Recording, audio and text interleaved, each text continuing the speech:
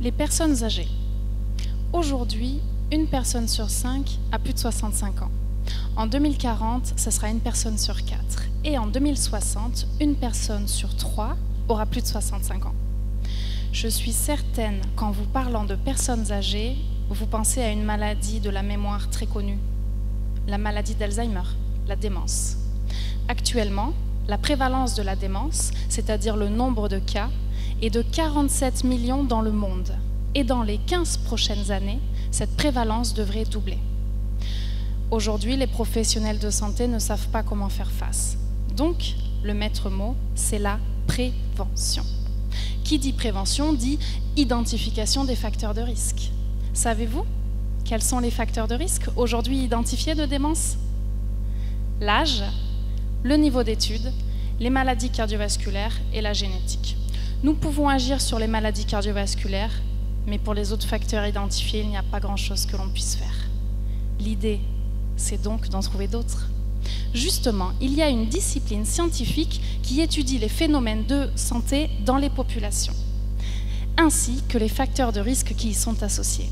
Cette discipline, c'est l'épidémiologie. Par chance, ma thèse en psychologie, je l'amène dans un laboratoire d'épidémiologie. J'ai donc accès à de grandes études qui suivent de nombreuses personnes âgées pendant plusieurs années. Cela nous permet d'étudier la part de ces personnes qui développent une maladie d'Alzheimer et identifier les facteurs qui auraient pu augmenter leur risque de développer la maladie. J'ai pour ma part une hypothèse concernant un nouveau facteur de risque, la précarité. Je soupçonne la précarité de jouer un rôle dans l'apparition de la démence, parce qu'on connaît son effet sur la santé, vous savez. Ces personnes qui ont moins accès aux soins, qui sont isolées, qui n'ont aucun loisir, ces personnes-là, elles sont en plus mauvaise santé que les autres et elles guérissent moins de leur maladie. Dans le cas d'une personne âgée, encore faut-il savoir qui est précaire et qui ne l'est pas, ce n'est pas une mince affaire.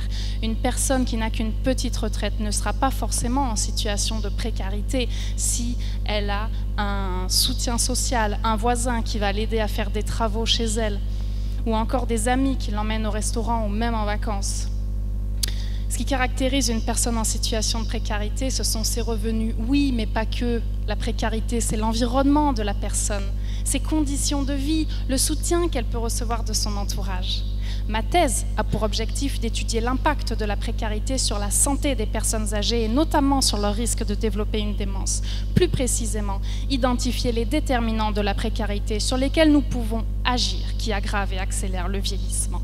De cette manière, nous saurons comment intervenir auprès de ces personnes.